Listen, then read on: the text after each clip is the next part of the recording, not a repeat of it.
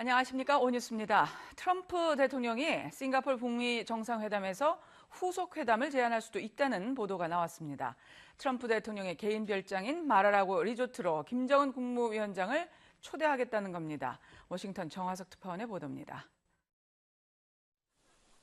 오는 12일 북미 정상회담이 순항할 경우 트럼프 미국 대통령이 플로리다주의 마라라고 리조트를 2차 회담 장소로 제안할 수도 있다고 블룸버그 통신이 보도했습니다. 마라라고 리조트는 트럼프 대통령의 개인 별장으로 겨울 백악관으로도 불려온 곳입니다. 트럼프 대통령은 이곳에서 시진핑 중국 국가주석, 아베 일본 총리 등과 정상회담을 한 바 있습니다. 북미 두 정상 사이의 분위기가 좋다면 2차 정상회담은 가을쯤 열릴 것이라고 블룸버그 통신은 전망했습니다. 다만 트럼프 대통령이 회담에서 북한의 비핵화 시간표를 원하며 회담이 잘 진행되지 않으면 회담장 밖으로 걸어나올 각오도 돼 있다는 백악관 관계자의 말을 통신은 인용했습니다. 또 북한에 대해 어떤 양보도 제공하지 말 것을 조언받고 있다고 전했습니다. 추가 회담 가능성과 관련해 대통령 측근인 코노이 백악관 선임 고문도 핵 협상에는 2번, 3번, 4번, 5번의 회담이 필요하게 될지도 모른다고 전망했습니다. 한편 백악관 내 입지 위축설이 나돌던 볼턴 국가안보보좌관은 싱가포르 북미 정상회담 공식 수행단에 포함된 것으로 확인됐습니다. 워싱턴에서 SBS 정하석입니다. 네, 그런가 하면 이번 싱가포르 북미 정상회담이 하루 더 연장돼서 이틀 열릴 가능성도 있다는 보도도 나왔습니다.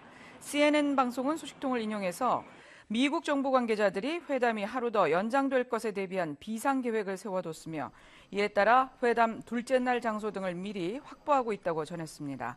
CNN은 그러나 백악관은 이에 대한 공식 답변을 내놓지 않았다고 덧붙였습니다. 네, 북미 정상회담 장소로 정해진 싱가포르 카펠라 호텔은 벌써부터 출입 통제가 강화되고 있습니다. 싱가포르 외무장관은 회담 실무조율을 위해서 오늘 베이징을 거쳐서 방북길에 올랐습니다. 싱가포르에서 김수영 기자의 보도입니다. 북미 정상회담 장소로 지정된 센토사 섬에 있는 카펠라 호텔은 출입 통제가 강화됐습니다. 호텔 입구에는 예전보다 직원들이 더 많이 나와 외부인의 출입을 차단하고 차량도 일일이 확인했습니다. 호텔 예약도 16일까지 안 되는 상황입니다. 센토사 섬 전체를 특별 행사구역으로 지정한 싱가포르 정부는 육로뿐만 아니라 주변 바다와 하늘도 통제한다고 밝혔습니다. 센토사 섬 주변 해역을 지나는 선박의 통행이 통제되고 오는 11일부터 13일까지는 싱가포르 상공 비행이 제한됩니다. 의전과 경호 문제로 싱가포르에서 머물던 북한 김창선 국무위원회 부장은 어제 중국 베이징에 도착했습니다. 미국 실무팀이 떠난 뒤에도 계속 남아서 싱가포르 정부 측과 추가 협의를 했고 이제는 마무리된 것으로 보입니다. 이런 가운데 싱가포르 외교장관이 오늘부터 이틀 동안 평양을 공식 방문합니다.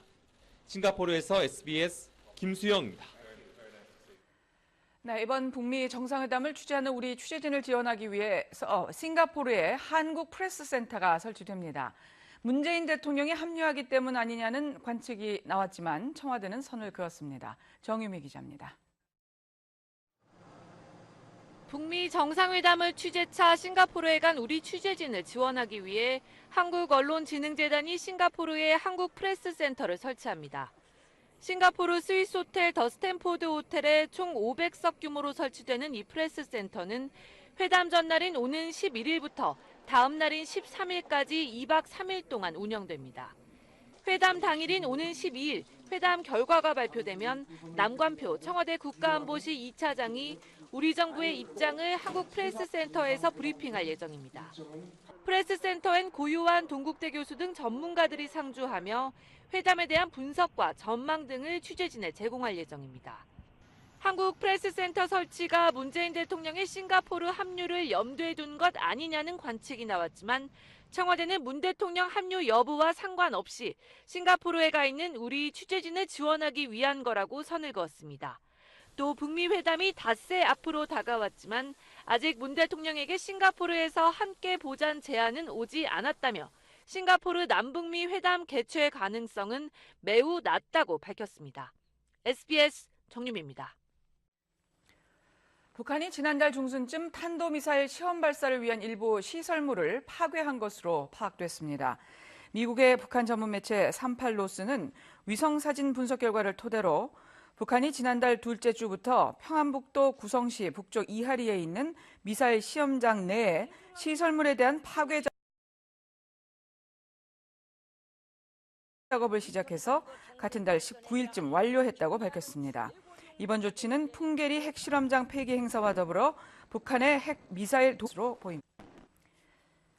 다음 소식입니다. 양승태 사법부 시절 법원 행정처가 사법행정권을 남용했다는 의혹에 대해서 전국 법원장들이 긴급 간담회를 열고 후속 조치를 논의하고 있습니다. 이번 회의는 김명수 원장이 의견 청취 대상 중 하나로 지정한 만큼 형사조치 필요성에 대한 어떤 결론을 내릴지 주목됩니다. 김기태 기자입니다. 오늘 오전 10시부터 대법원에서 전국 법원장들이 긴급 간담회를 열고 있습니다. 양승태 사법부 시절 법원행정처가 청와대와 재판 거래를 시도했고 법관을 사찰했다는 의혹에 대해 후속 조치를 논의하는 자리입니다. 최완주 서울고법원장 등 전국 법원장 35명과 안철상 법원행정처장 등이 참석했습니다. 김명수 대법원장은 불참했는데 대법원 측은 시간에 구애받지 말고 충분히 논의하라는 취지라고 설명했습니다. 이번 간담회는 김 대법원장이 법원 안팎의 의견을 듣고 후속 조치를 결정하겠다고 말하면서 지정한 3개 회의 중 하나입니다.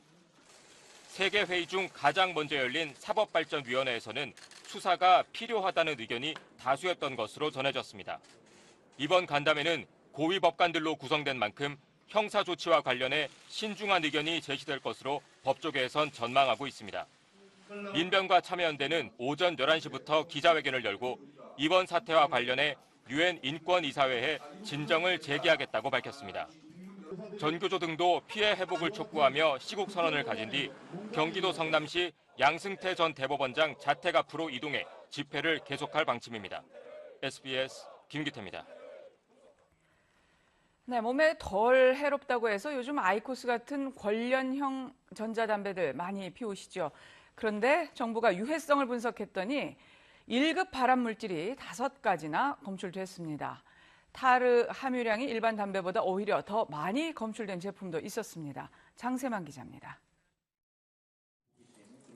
식품의약품안전처는 오늘 오전 브리핑을 갖고 관련형 전자담배의 유해 성분을 분석한 결과를 발표했습니다. 분석 대상은 필립 모리스의 아이코스, BAT 코리아의 글로, KT&G의 릴 등 3개 제품입니다. 담배 한 개비를 피울 때 발생하는 배출물을 포집해 분석한 결과 니코틴은 아이코스가 0.5mg으로 가장 많았고 릴 0.3, 글로 0.1mg을 나타냈습니다. 이는 국내 유통 일반 담배와 비슷한 수준입니다.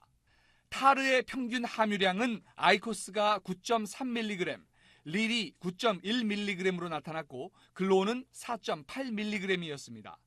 아이코스와 릴은 일반 담배 타르 함유량보다 오히려 높은 수준입니다.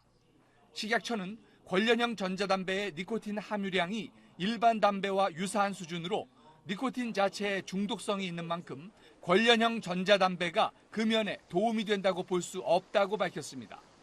또 아이코스와 릴의 경우 타르가 일반 담배보다 높게 검출됐다는 건 일반 담배와 다른 유해 물질을 포함할 수 있다는 것을 의미한다고 덧붙였습니다.